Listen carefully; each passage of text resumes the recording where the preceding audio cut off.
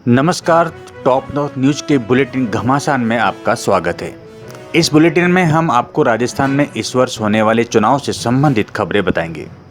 चलिए शुरुआत करते हैं। इस साल राजस्थान में होने वाले विधानसभा चुनाव में कांग्रेस ने इस बार फिर वापसी का दावा कर दिया है, लेकिन अगर आंकड़ों पर गौर करें तो कांग्रेस राजस्थान में लगातार सरकार बनाने में सफल होती नजर नहीं आई, क्योंकि सत्ताधारी पार्टी के विधायक जब दोबारा से चुनाव मैदान में उतरते हैं तो उनमें से कई को मुंह की खानी पड़ती है। देखिए, तो आप भी जानते हैं कि सत्ता में दोबारा से किसी भी सत्ताधारी पार्टी को आना आसान काम नहीं है। महज कहने भर से काम संभव नहीं हो पाता है। आपको याद होगा कि हिमाचल प्रदेश में नवंबर 2022 में हुए विधानसभा चुनाव में बीजेपी ने जनता से कहा था फिर से बीजेपी, लेकिन हुआ इसके उल्टा। राजस्थान चुनाव में जीत को लेकर कांग्रेस और बीजेपी ने पूरी ताकत झोंकना शुरू कर दिया है। कांग्रेस ने जहां मिशन 2030 लॉन्च कर दिया, वहीं बीजेपी ने नहीं सहेगा राजस्थान अभियान शुरू किया, लेकिन परचम लहराने से पहले ही यह अभियान विवाद में पड़ता नजर आ रहा है। विवाद भी ऐसा पैदा हुआ कि धुरंधर रणनीतिकारों की पार्टी को एक 70 साल के आम व्यक्ति ने कानूनी कार्रवाई की बात कह दी। बीजेपी का दावा उस पर भारी पड़ रहा है। झूठ का सहारा लेकर दुष्प्रचार करना बीजेपी पर भारी पड़ता दिख रहा है। अब आप सोच रहे होंगे कि आखिरकार बीजेपी का यह अभियान विवाद में कैसे पड़ गया। हम आपको बताते हैं। दरअसल ये मामला जैसलमेर जिले के रामदेवरा का है। रिखियों की ढाणी में रहने वाले एक युवक से ही रामदेवरा निवासी 70 वर्षीय किसान माधुराम जयपाल को बैनर पर अपनी फोटो लगी होने के बारे में मालूम चला। अभियान विवाद में पड़ने की वजह है बीजेपी का पोस्टर, जिस पर लिखा है 19,000 से अधिक किसानों की जमीनें नीलाम, नहीं सहेगा राजस्थान। माधुराम जयपाल ने दावा किया है कि बीजेपी के अभियान नहीं सहेगा राजस्थान वाले पोस्टर में इस्तेमाल की गई फोटो उसकी है और उसे गलत तरीके से पेश किया गया है।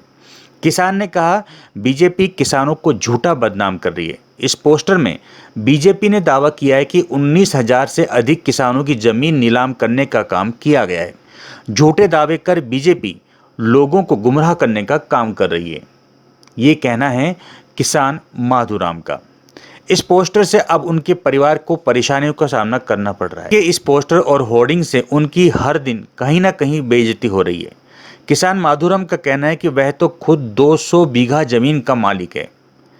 शनिवार को माधुराम सीएम अशोक गहलोत से मिला। उन्होंने सीएम को बताया कि बीजेपी वालों ने मुझे बदनाम कर दिया है। गांव में चाय पीने जाते हैं तो दुकानदार पहले पैसे मांगते हैं, कहते हैं इसकी सारी जमीन नीलाम होगी है। अब जब बैठे बिठाए कांग्रेस को मुद्दा मिल गया तो फिर कांग्रेस कहां पीछे रहने वाली। कांग्रेस ने बीजेपी को घेरना शुरू कर दिया। कांग्रेस का कहना है बीजेपी जानबूझकर प्रदेश में दुष्प्रचार कर रही है, आम जनता को बदनाम कर रही है। सीएम अशोक गहलोत ने माधुराम से मुलाकात का एक video social media platform x पर शेयर किया है। आइए सबसे पहले हम आपको वो वीडियो दिखाते हैं। पता लगे क्या मैंने क्या दादो के सारे ऊ जगह फोटो लगा क्यों लगाया फोटो। जो फोटो खींचने 2 आदमी आए थे, उन्होंने बोला कि आपकी फसल जो खराब हो जाएगी या आपको सोचा जो आपको फायदा मिलेगा, ऐसा वो लालच दे करके फोटो लेके गए। फिर उन्होंने ऐसा पोस्टर लगा दिया और कोई गए गांव में, उन्होंने देखा ये पोस्टर तो हमारा व्हाट्सएप पर कि ना कि ये आपके पिताजी का फोटो है ना, आपने ये कैसे लगाया है। सब फोन करते हैं कि आप क्या कर रहे हो, कि जमीन के नीलाम कैसे।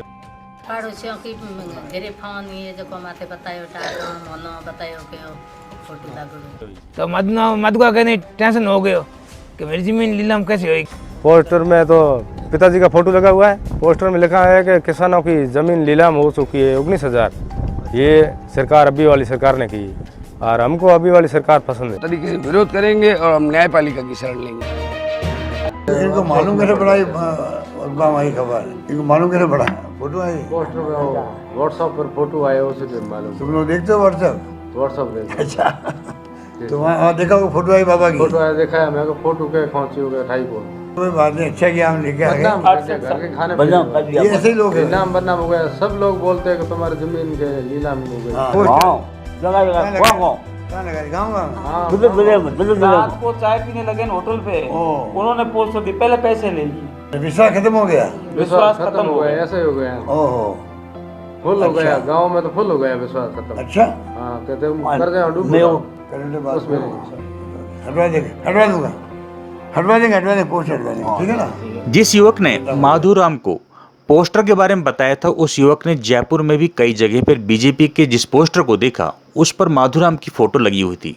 उसने मोबाइल से बैनर का फोटो लेकर गांव के एक व्हाट्सएप ग्रुप में शेयर कर दिया। इस ग्रुप में किसान माधुराम का बेटा भी जुड़ा हुआ है। उसने ये मैसेज देखा तो अपने पिता को बता दिया। माधुराम ने दावा किया कि उसका बीजेपी के इस पोस्टर से कोई लेना देना नहीं है। माधुराम जयपाल ने कहा कि पोस्टर में जो फोटो इस्तेमाल की गई है वह उसकी है, बीजेपी ये उसकी फोटो को गलत इस्तेमाल कर रही है।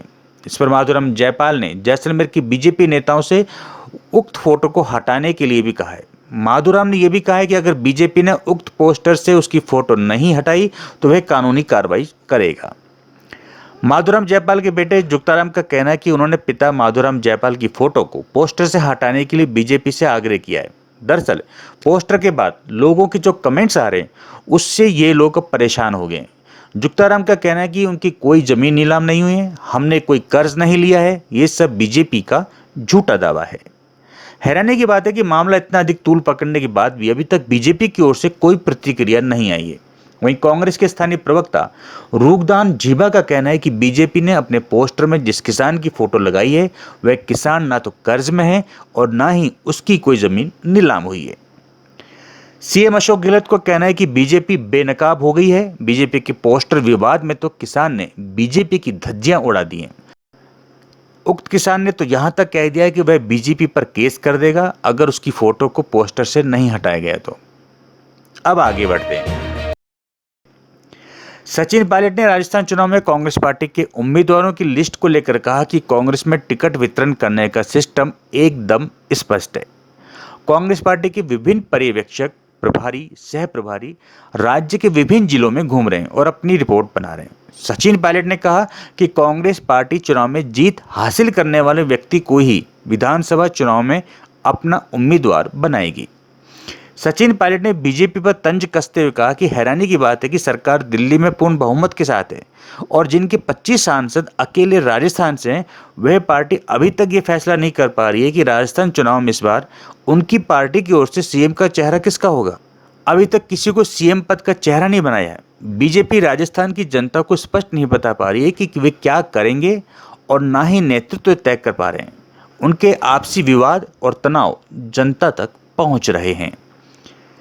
राजस्थान में विधानसभा चुनाव का आयोजन इस साल के आखिरी में किया जा रहा है। कांग्रेस अशोक गहलोत के नेतृत्व में ही चुनाव मैदान में उतर सकती है। वहीं बीजेपी ने अभी तक किसी को भी सीएम का पद का चेहरा नहीं बनाया। राज्य के नेताओं के साथ बीजेपी के अध्यक्ष जेपी नड्डा और गृह मंत्री अमित शाह लगातार बैठकें कर रहे हैं। आने वाले समय में देखते हैं बीजेपी किसे अपना सीएम का चेहरा बनाती है। फिलहाल इस बुलेटिन में इतना ही। आप देखते रहें टॉप न्यूज़।